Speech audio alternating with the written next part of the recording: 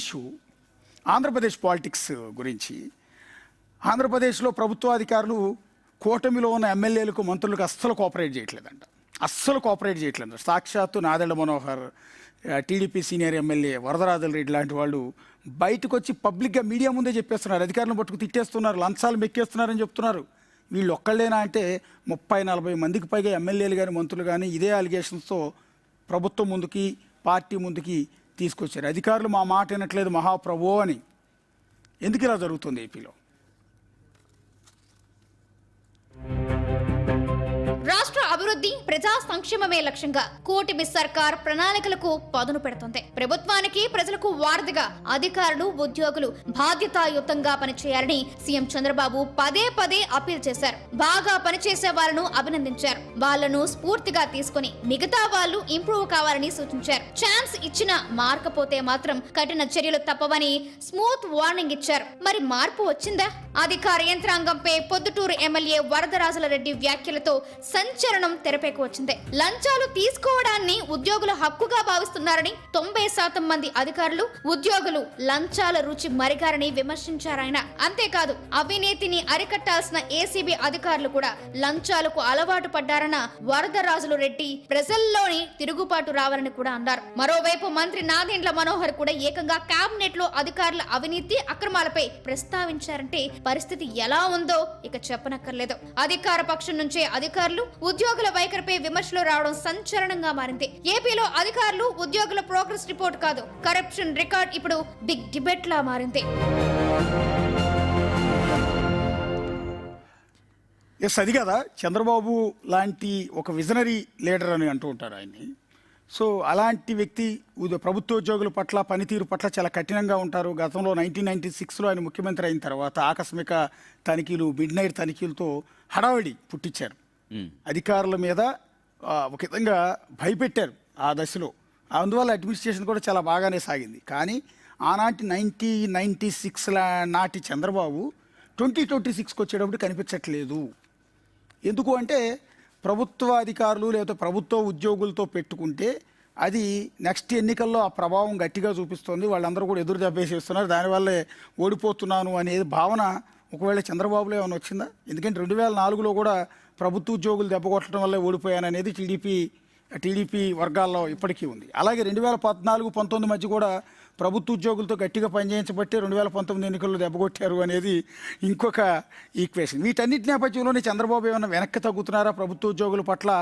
నాడు ఉన్నంత కఠినంగా ఆ మధ్య చెప్పారు చంద్రబాబు, మళ్ళీ చంద్రబాబు 2.0 చూస్తారు, 1996 నాటి చంద్రబాబు చూస్తారు అని. కానీ ఇంతవరకు ఆ రకమైన సీరియస్నెస్ ఎక్కడ కనిపించకపోవటం వల్లే ఇప్పుడు ప్రభుత్వాధికారులు పనిచేయటం మొదలుపెట్టారు. ప్రభుత్వాధికారుల్లో, సిబ్బందిలో అవినీతి పెరిగిపోవటం వల్లే ఈరోజు కూటమి ఎమ్మెల్యేలు, మంత్రులు ఇబ్బంది పడుతున్నారు అనేది ఒక చర్చ అయితే ఇక్కడ సాగుతుంది. దీని గురించి డిస్కషన్ చేద్దాం.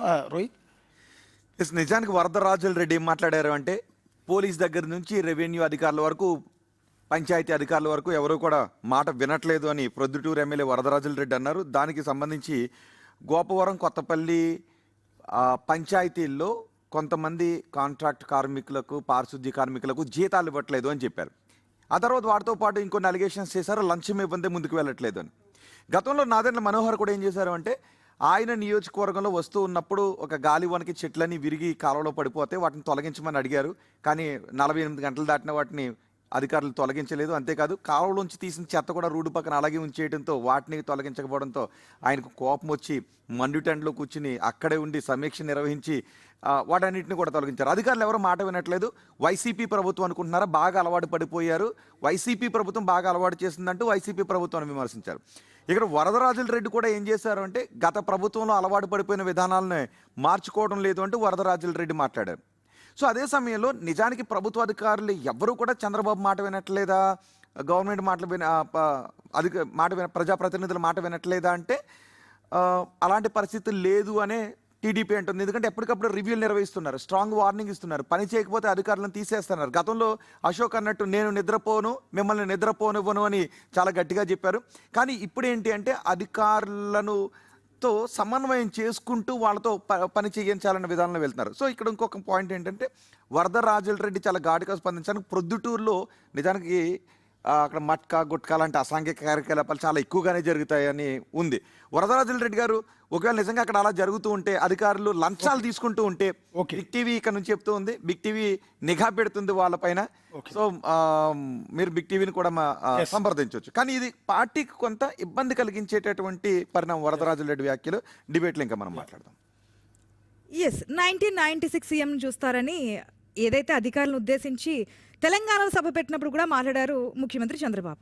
1996 ఎందుకంటే ఫస్ట్ టైం అధికారంలోకి వచ్చిన తర్వాత, అంటే సీఎంగా ఆయన ఉన్నారు కాబట్టి అప్పుడు అందరితోని చాలా అగ్రెసివ్గా ఉండేవారు, ఏ సమస్య వచ్చినా మాడేవారు. క్రమశిక్షణ అనేది టీడీపీ పార్టీకి ఒకటి ఉంటుంది. ఎందుకంటే ఎవరు ఏదైనా తప్పు చేసినా, ఎవరైనా ఆ లైన్ దాటి మాట్లాడినా క్రమశిక్షణ చర్యలు తీసుకుంటారని చెప్పి ఈ మధ్యకాలంలో కూడా మనం చూస్తున్నాం. కానీ అధికారులకి, అంటే డెమోక్రాట్స్కి, మంత్రులకి, ఎమ్మెల్యేలకి ఒక లైన్ అయితే గ్యాప్ వస్తున్నట్టు కనిపిస్తుంది. ఈ విషయాన్ని మనం చెప్పడమే కాదు, గతంలో అంటే అధికారం వచ్చిన తర్వాత అసెంబ్లీ సాక్షిగానే పవర్ పాయింట్ ప్రజెంటేషన్ ఇస్తున్నప్పుడు అది సరిగా మూవ్ చేయకపోతే సీఎం చంద్రబాబు నాయుడు ఒక మాట అన్నారు, ఇంకా గత ప్రభుత్వంలో ఉన్నారా, ప్రభుత్వం మారింది, సక్రమంగా పనిచేయండి, లేదంటే కనుక యాక్షన్ తీసుకుంటామని. అక్కడే అర్థమవుతుంది ఏ స్థాయిలో ఉందనేది. తర్వాత ఇంకొకసారి చెప్పారు, ఎన్నిసార్లు చెప్పినా మారట్లేదు, ఇదే లాస్ట్ టైం చెప్తున్నాను, ఈసారి కూడా మీరు ఈ విధంగా ఉంటే కనుక తప్పకుండా యాక్షన్ తీసుకుంటామని. సో స్వయానా సీఎంఏ చెప్తున్నారు, ఇప్పుడు మంత్రి, ఎమ్మెల్యే కూడా చెప్తున్నారు. ఎందుకు ఈ గ్యాప్ వస్తోంది?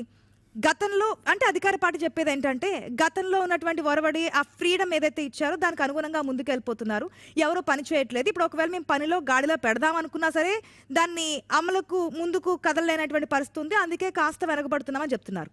బట్ ఎక్కడ వస్తోంది, ఎందుకు తేడా వస్తోంది? నిజంగానే అధికారులు ముందుకు రాకపోతే కనుక, పని చేయకపోతే కనుక చేయించాల్సిన బాధ్యత కూడా మంత్రులు, అధికారుల మీద, అదే మంత్రులు, ముఖ్యమంత్రి మీద ఉంటుంది. కాబట్టి ఏ విధంగా ముందుకెళ్తారని చూడాలి. ఎస్, ఈరోజు డైరెక్ట్గా గవర్నమెంట్కి సంబంధించిన కొంతమంది అధికార ప్రతినిధులే బయటకు వచ్చి బ్యూరోక్రసీ సరిగ్గా పనిచేయడం లేదు, అంటే అధికారులు మేం చెప్తున్న మాట వినడం లేదు సరికదా, ప్రజల కోసం కూడా పనిచేయట్లేదు, ఇటు లంచాలు తీసుకొనే పనిచేస్తామని అంటున్నారు అంటూ కూడా వ్యాఖ్యానిస్తున్నారు. అది కూడా బహిర్గంగా ప్రజలకు డైరెక్ట్గానే చెప్తున్నారు. సో దీనికి సంబంధించి ఖచ్చితంగా గవర్నమెంట్ రియాక్ట్ అవ్వాల్సిందే. ఈరోజు ఎటువంటి పొలిటికల్ ఎలిగేషన్స్ ఇవ్వాల్సిన అవసరం నాకు ఈ పర్టికులర్ సబ్జెక్ట్ మీద కనిపించడం లేదు. ఎందుకంటే ఇది పూర్తిగా ప్రజల కోసము ఎలా నెక్స్ట్ బ్యూరోక్రసీని ఎట్లా డెవలప్ చేయబోతున్నారు అనే ఒక సీరియస్ అంశం. సో పొలిటికల్ అలిగేషన్స్ ఎప్పుడు కూడా ఉంటూనే ఉంటాయి. ఈ రోజు మాట్లాడుతూ కూడా గతంలో అధికారంలో ఉన్న పార్టీ ఏదైతే వీళ్ళకి ఇచ్చిన ఈ ఫ్రీడమ్ వల్ల ఇంకా ఇట్లానే జరుగుతుంది అని నిజంగానే అధికార పార్టీ వర్గాలు ఇప్పటికీ కూడా చెప్తున్నాయి. 2 ఏళ్లు గడుస్తున్నాయి, గత పార్టీ లాగా మేము కాదు, మేము చాలా వరకు బ్యూరోక్రసీ సిస్టమ్స్లో మార్పులు తెస్తాం, ప్రజల కోసం పనిచేస్తాము అని అన్నప్పుడు ఆ మాటను నిలబెట్టుకోవాల్సిన అవసరం కూడా ప్రెజెంట్ పార్టీకి ఉంది. సో ఈ రోజు 2 ఏళ్ళు అయిపోయిన తర్వాత కూడా గత పార్టీ కోసం వాళ్ళు పనిచేశారు కాబట్టి, గత పార్టీ వాళ్ళని స్పాయిల్ చేసింది కాబట్టి ఈ రోజు కూడా అట్లానే ఉంటున్నారు అంటూ కూడా ఇప్పుడున్న గవర్నమెంట్కి ఇది చెప్పుకుంటా ఉండటం కరెక్ట్ కాదు. సో బ్యూరోక్రసీని, అధికారులను కరెక్ట్గా సమన్వయం చేసుకుని ప్రజల కోసం పనిచేసే విధంగా చేయాల్సిన బాధ్యత ప్రెజెంట్ ఉన్న కూటమి ప్రభుత్వం చేతిలోనే ఉంది. రైట్, ప్రజాప్రతినిధులు అంటే దాంట్లో ముఖ్యమంత్రి కావచ్చు, మంత్రి కావచ్చు, ఎమ్మెల్యే, ఎంపీ, ఎవరైనా సరే చట్టసభల్లో ఉన్నటువంటి వాళ్ళందరూ ప్రజాప్రతినిధులు, అధికారులు, ఉద్యోగులు, వీళ్ళందరూ కూడా జీతాలు తీసుకునేది ప్రజలు కట్టేటువంటి ట్యాక్స్ల దగ్గర నుంచే. కానీ అదే ప్రజల సమస్యలను పరిష్కరించడంలో ఎందుకు వైఫల్యం చెందుతున్నారు? సో స్వయంగా అధికార పార్టీ ఎమ్మెల్యే వరదరాజుల రెడ్డి మాట్లాడడం కావచ్చు, స్వయంగా మంత్రిగా ఉన్న నాదెండ్ల మనోహర్ మాట్లాడడం కావచ్చు, అధికారులు నిజంగా ఎందుకు మాట వినడం లేదు? అధికారులు, ప్రజాప్రతినిధులు ఇద్దరు కలిస్తేనే, ఇద్దరు సమన్వయంగా పనిచేస్తేనే పరిపాలనా ఫలితాలు స్ట్రైట్గా గ్రౌండ్లోకి వెళ్తాయి. సో అనేక ఇష్యూస్ ఉంటాయి. ఇప్పుడు ప్రజలకు అన్ని ఫలితాలు నేరుగా అందుతాయంటే అందవు. చాలా వరకు అర్హులు ఉన్నా కూడా కొన్ని ప్రభుత్వ పథకాలు వాళ్ళకి చేరడం లేదు చాలా చోట్ల. అట్లాంటప్పుడు ఏం చేస్తారు? వాళ్ళు నేరుగా ఒక మంత్రిని కలుస్తారు, ఒక ఎమ్మెల్యేని కలుస్తారు, మాకు ఈ సమస్య ఉందని చెప్తారు. అప్పటికప్పుడు ఓ అధికారిని పిలుస్తారు, వాళ్ళు చెప్తారు ఏదైనా. అంటే ఫర్ ఎగ్జాంపుల్ చెప్తున్నా, ఇటువంటి ఇష్యూస్ నేరుగా అధికారులను పిలిచి ప్రజాప్రతినిధులు చెప్పినా కూడా చాలా వరకు గ్రౌండ్లో సాల్వ్ కావట్లేవు. సో ఎందుకు అంటే మళ్ళీ అతను వెళ్ళి మళ్ళీ మంత్రిని కలుస్తాడా, ఆ మంత్రి నాకు చెప్తాడని అధికారులు కాస్త కొంత ఏమరపాటుగా ఉంటున్నారా, లేకపోతే నిర్లక్ష్యంగా ఉంటున్నారా?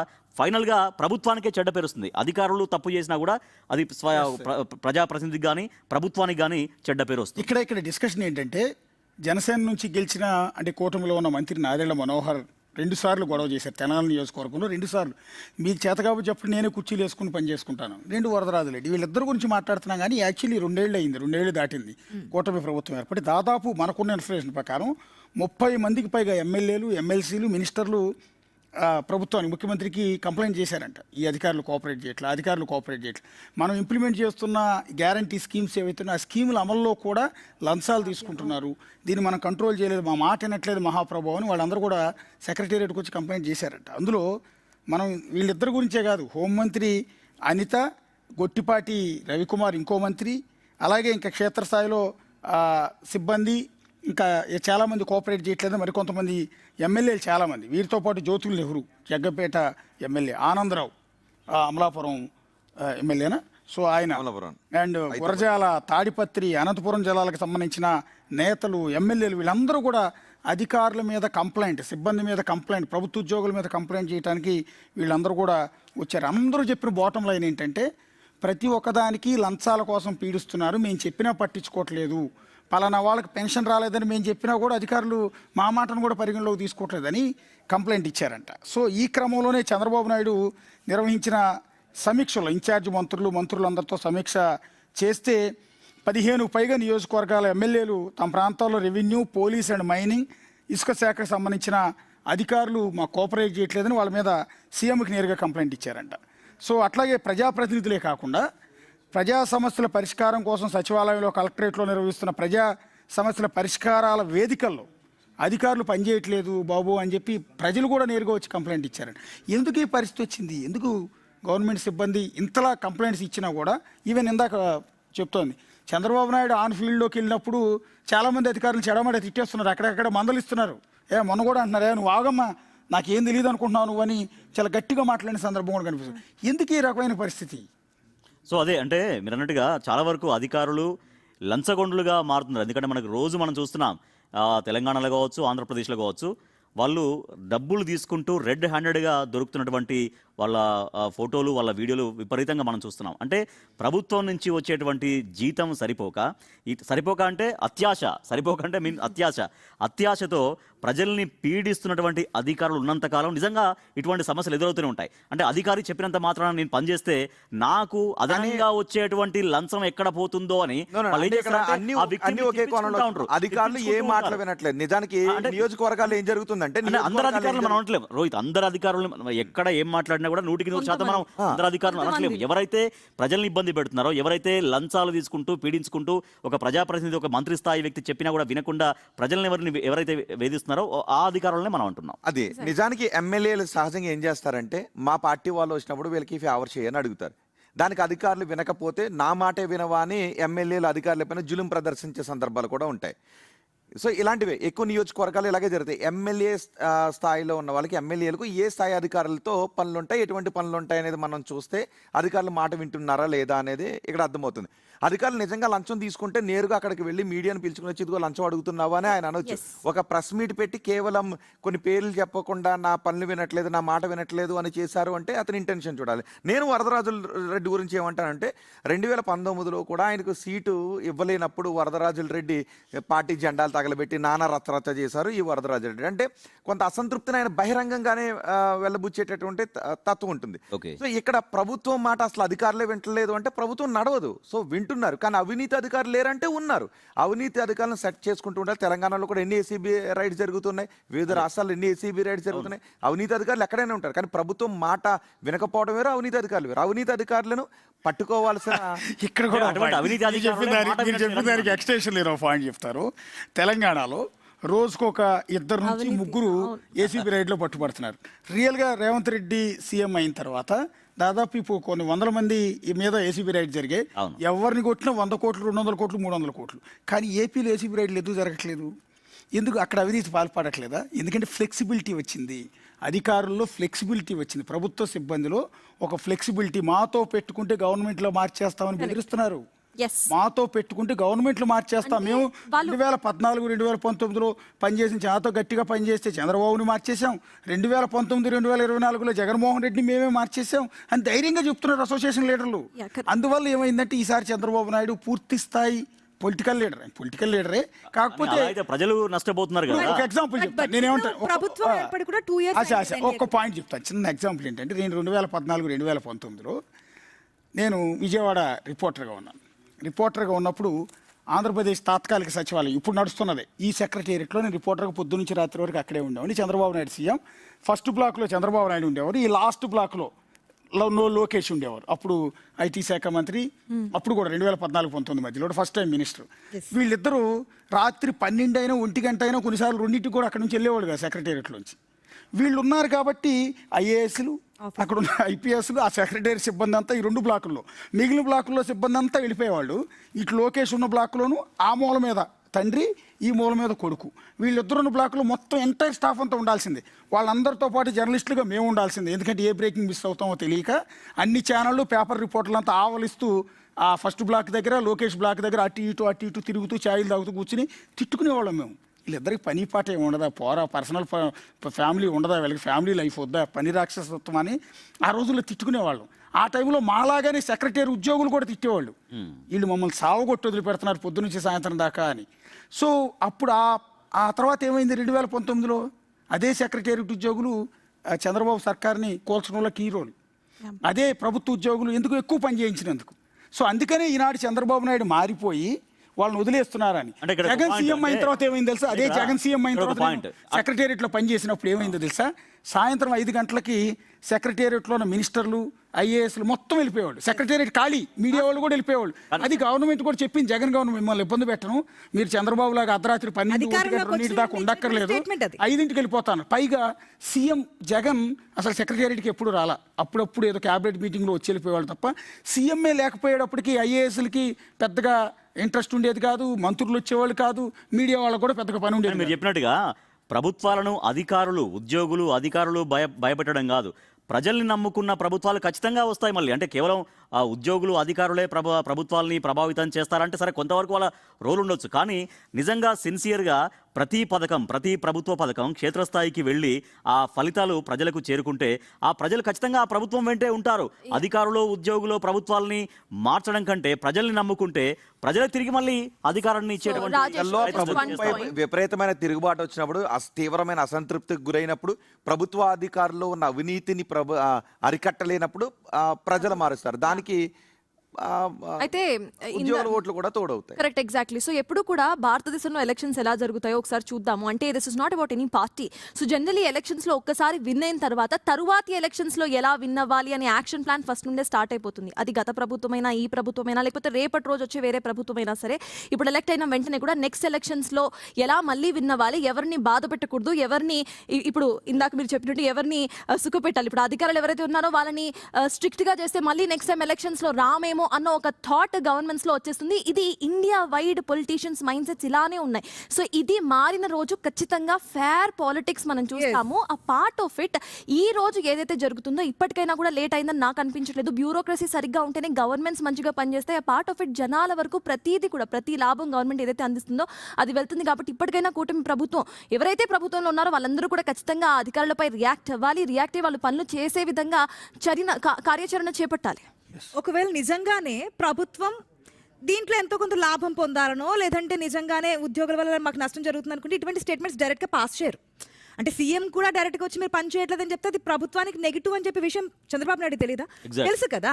కానీ చెప్పడానికి కారణం ఏంటంటే చెయ్యడం లేదు. ప్రజలు ఏదైతే అసంతృప్తి వస్తుందో అసంతృప్తికి మేము అధికారులు చెప్తున్నాము, కానీ అధికారులు పని చేయట్లేదని చెప్తున్నారు. అధికారంలోకి వచ్చి 2 years కంప్లీట్ అయింది. ఒకవేళ యాక్షన్ తీసుకోవాలంటే యాక్షన్స్ కూడా ఉన్నాయి. ఒకవేళ శాఖపరమైన అంటే డిపార్ట్మెంటల్ యాక్షన్ తీసుకోవాలనుకుంటే కనుక చార్జ్ మెమో ఇవ్వచ్చు, సస్పెన్షన్ చేయొచ్చు, లేదంటే కనుక ఆయన్ని ప్రమోషన్లు, రిక్రూట్మెంట్లు ఇవ్వకుండా యాక్ట్ చేయొచ్చు. ఇంకా పెద్దగా చేయాలనుకుంటే కనుక మొత్తం సర్వీస్ నుంచి ఆయన్ని డిస్మిస్ చేసి పంపించవచ్చు. ఏమో ఇప్పటి వరకు వార్న్ చేస్తున్నారు. ఎవరికైనా ఒకసారి 2 సార్లు క్షమాభిక్ష పెడుతూ ఉంటారు కదా, వార్న్ చేస్తున్నారు, మారండి అని చెప్తున్నారు. ఇంకొకసారి చేస్తారేమో, అండ్ నెక్స్ట్ ఇప్పటికీ మారకపోతే నెక్స్ట్ యాక్షన్ తీసుకుంటారేమో. మొదటిసారి యాక్షన్ తీసుకుంటే ప్రభుత్వం కక్ష సాధింపుల్లో భాగంగా ఉద్యోగుల మీద ఈ విధంగా చేస్తుందని చెప్పి ఉద్యోగుల్లోనే కాదు ప్రజల్లో కూడా నెగిటివ్ వచ్చే అవకాశం ఉంది.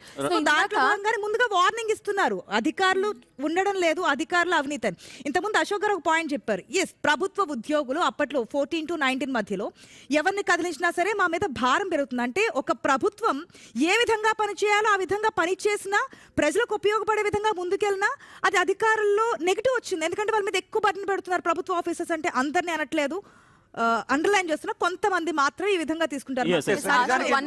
నేను కూడా కమెంట్ చేస్తాను. చంద్రబాబు నాయుడు అధికారులు పెరిగిపోయిన అవినీతిని వాళ్ళు వ్యతిరేకంగా మారతారేమని చూసి చూడనట్టుగా వెళ్తున్నారని అనుకుంటే ఎమ్మెల్యేలకి ఈ పాటికి లోపాయికారంగా ఒక ఆదేశాలు పాస్ చేసి ఉండేవారు. మంత్రులకి, అధికారులపై ఎవరు బహిరంగ ప్రకటన చేయొద్దు, బహిరంగంగా వార్నింగ్లు ఇవ్వద్దు అని. చంద్రబాబే వార్నింగ్ ఇచ్చారు, మంత్రులు వార్నింగ్ ఇచ్చారు అంటే చూసి చూడనట్లుగా వెళ్ళట్లేదు. ఎవరైతే కొంతమంది అధికారులు పని చేయకుండా లంచాలు తీసుకుంటారో వాళ్ళకి వీళ్ళు లేదు warning రోహిత్, ఇక్కడ మనం చూస్తే ఎవరు కమెంట్ చేశారనేది కూడా ఒకసారి చూద్దాం. రైట్ నో ఇప్పుడు ఎవరు కమెంట్ చేశారు, ఒకళ్ళు అసంతృప్త నేత, ఇంకొకరు వచ్చేసి కోయలేషన్ పార్టీలో ఉన్న నేత. సో అక్కడ పవర్ డైనమిక్స్ కనిపిస్తున్నాయి ఒక సైడ్, ఇంకొక సైడ్ అసంతృప్తి క్లియర్ గా కనిపిస్తుంది. కేవలం వాళ్ళే కాదు, సీఎం ఇందాక మీరు చేశారు, ఒక హోంమంత్రి నిమిషం చేశారు, మిగతా వాళ్ళు కూడా చేశారు. ఒక నిమిషం ఆశ. సో ఇందాక మీరు చెప్పినట్టు ఎప్పుడైతే అధికారులకు సంబంధించి ఎమ్మెల్యేస్ ఎంపీస్ కు సంబంధించి అధికారులు పని చేయడం లేదు అన్న ఒక థాట్ వాళ్ళకు వస్తుందో, ఇందాక రోహిత్ చెప్పినట్టు ఎగ్జాక్ట్లీ తీసుకెళ్ళండి, కెమెరాస్ తీసుకెళ్ళండి, మీడియాస్ పనిచేస్తున్నాయి, మేమందరం ఇక్కడ ఉన్నాం వాటి గురించి రిపోర్ట్ చేయడానికి. మరి అధికారులు ఎమ్మెల్యేస్ అండ్ ఎంపీస్ మళ్ళీ వాళ్ళు ఎందుకు దీన్ని సీరియస్ గా తీసుకోవట్లేదు? బయటకు వచ్చి ప్రెస్ మీట్ పెట్టి ఇదిగో ఇట్లా ఉంది, అధికారులు ఇట్లా పని చేయట్లేదు అని ప్రెస్ మీట్లలో పెట్టడం బదులు డైరెక్ట్ గా ఒకసారి రెడ్ హ్యాండెడ్ గా పట్టిస్తే అప్పుడు తర్వాత అధికారులు Right, కూడా okay. చర్యలు ఇది ప్రభుత్వం ఏమంటారంటే టెక్నికల్ గా ఏమంటారంటే అడ్మినిస్ట్రేషన్ ఇనర్షియా అంటారంట. అడ్మినిస్ట్రేషన్ ఇనర్షియా అంటే పాలనా జడత్వం అంట. అంటే లోపాయకార ఒప్పందం. అంటే వీళ్ళతో నాకు రేపు ఓట్ల విషయంలో ఎలక్షన్ విషయంలో ఇబ్బంది ఉంటుంది కాబట్టి వాళ్ళతో నేను పని చేయించలేను, గట్టిగా ఏమనలేనని వీళ్ళు డిప్లొమసీ. సో మేము మా చేతుల్లో గవర్నమెంట్ ఉంటుంది, రేపు పొద్దున ఎలక్షన్ అంతా కండక్ట్ చేసేది మళ్ళీ మేమే, గవర్నమెంట్ ఉద్యోగుల చేతిలోనే కదా గవర్నమెంట్ రేపు పొద్దున ఎలక్షన్ జరిగేది. కేవలం ఓట్లు వేసేది ప్రజలే అన్నారు ఇందాక. ఆ ప్రజల చేత ఓట్లు వేయించడానికి ఎలక్షన్ కండక్ట్ చేసేది అది ప్రభుత్వ సిబ్బంది. ఇక్కడ ఈ జీరో టాలరెన్స్ అన్నారు చంద్రబాబు. జీరో టాలరెన్స్ అంటూ ఉంటారు. జీరో టాలరెన్స్ ఎందుకు ఇంప్లిమెంట్ చేయలేకపోతున్నారంటే political equations, political sustainability. Next మళ్ళీ గవర్నమెంట్లోకి రావాలంటే ఉద్యోగుల్ని ప్రసన్నం చేసుకోవాల్సిందే అన్న లైన్లోకి వెళ్ళిపోయారు. రెండోది, నిన్న ఏదో బోండవమా అన్నాడని పార్టీలో ఆఫీస్కి పిలిచి చెడమడ తిట్టి ఆయన మందలించి పంపించారు.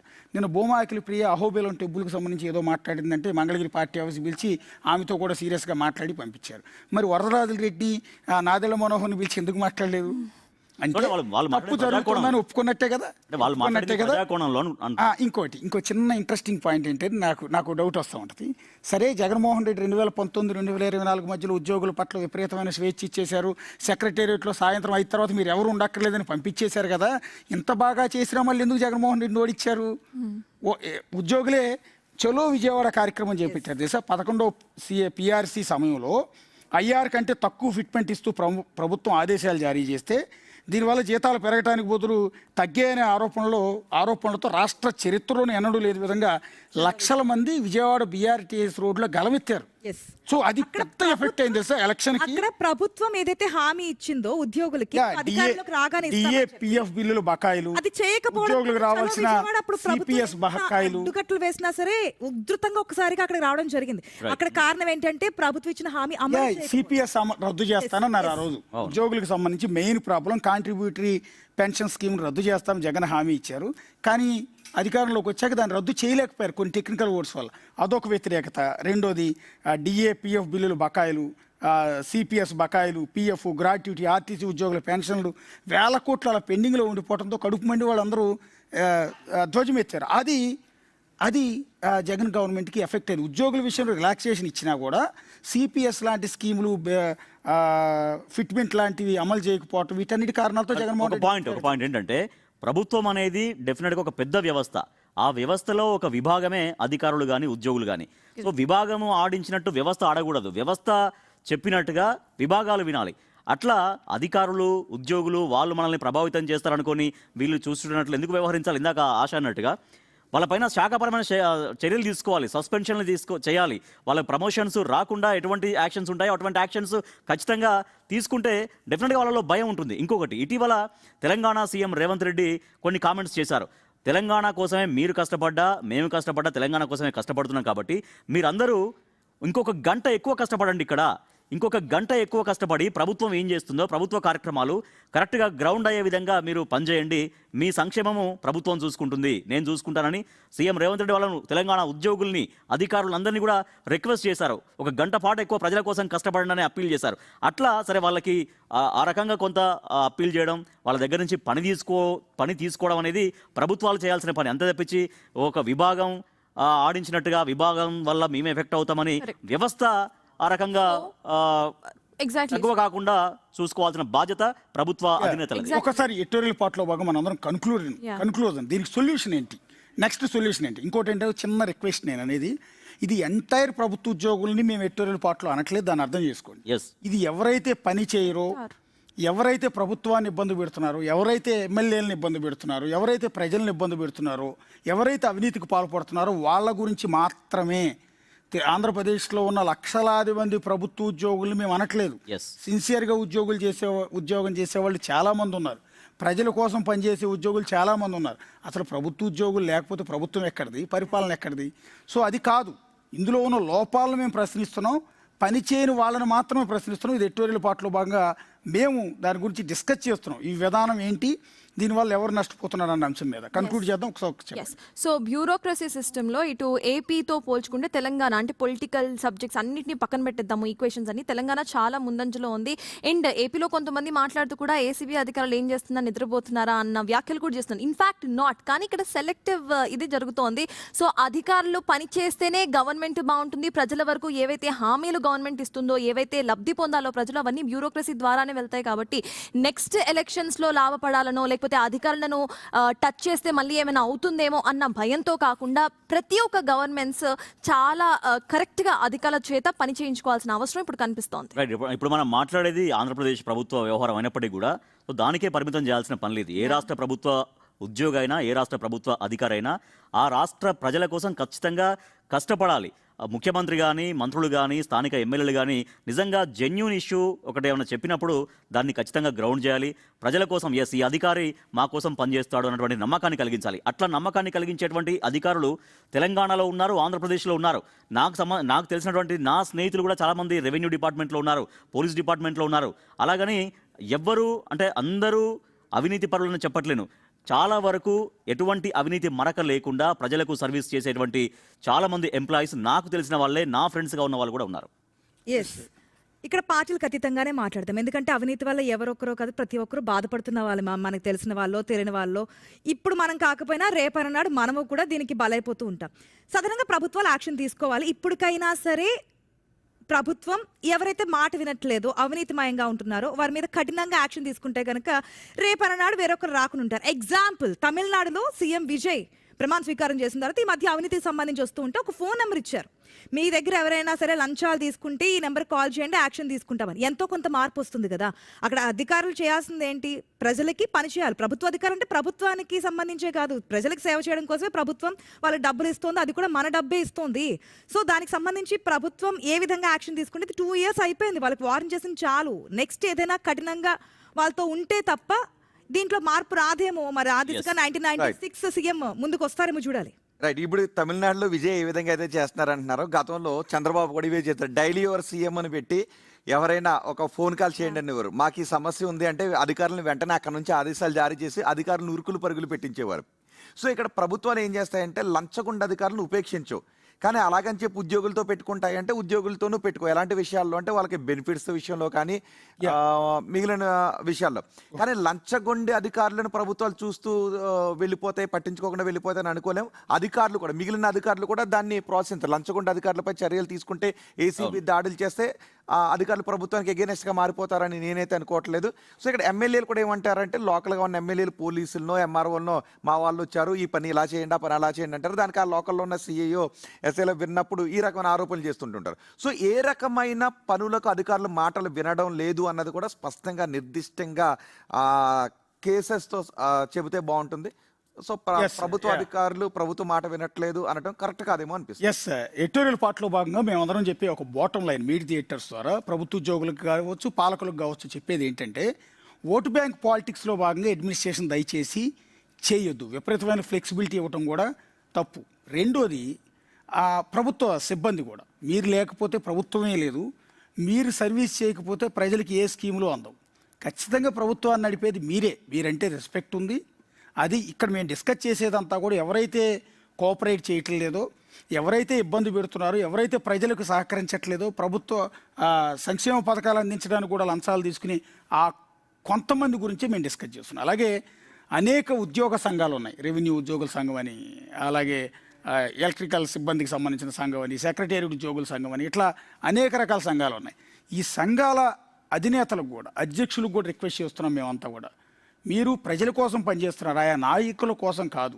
మీరు జీతాలు పెంచుకోండి, ఫిట్మెంట్లు తీసుకోండి, లేకపోతే ఇంకోటి తీసుకోండి, ఏదైనా తీసుకోండి, ఎంతైనా తీసుకోండి, మాకు అభ్యంతరం లేదు. కానీ ప్రజల కోసం పని చేయండి, ప్రజల కోసం పనిచేయమనే ఈ బాటమ్ లైన్ అనేది మేము ఈ మీట్ ది ఎడిటర్స్ వేదిక నుంచి మీ అందరికీ కూడా రిక్వెస్ట్ చేస్తున్నాం. అలాగే రాజకీయ నాయకులు కూడా ప్రభుత్వం మారినప్పుడల్లా ఈ రకమైన ఫ్లెక్సిబిలిటీస్ ఇచ్చేసి రకరకాల హామీలు ఇచ్చేసి ఉద్యోగులకి ఆ తర్వాత చేయకుండా మళ్ళీ ఎక్కడ గట్టిగా అడిగితే వాళ్ళు రేపు ఓటు వేయరేమోనన్న భయంతో వాళ్ళతో పని చేయించకుండా ఇలాంటివి చేయొద్దు, ఓటు బ్యాంక్ పాలిటిక్స్ చేయొద్దు అని రాజకీయ నాయకులు కూడా రిక్వెస్ట్ చేస్తున్నారు. ఈ సందర్భంగానే ఒక క్వశ్చన్ కూడా రైజ్ చేస్తున్నారు. అధికారులు ఎందుకు మాట వినటం లేదు? అధికారులు ఎందుకు మాట వినటం లేదు? ఇది వాటి మీట్ ది ఎడిటర్స్ ప్రతిరోజు కూడా తెలుగు మీడియా హిస్టరీలో ఇంతవరకు ఎక్కడా లేని విధంగా, ఏ ఛానల్లో లేని విధంగా మేము ఈ కొత్త ప్రోగ్రామ్ని చేపట్టాము. పర్టికులర్ ప్రతిరోజు రాత్రి 8 గంటల నుంచి 9 గంటల వరకు నేను, రాజేష్, రోహిత్, ఆశ, సర్తాజ్ మేమందరం కూడా జాయిన్ అవుతాం. అనేక రకాల అంశాల గురించి వాస్తవాలని లోతైన విశ్లేషణతో మీకు తీసుకొస్తాం.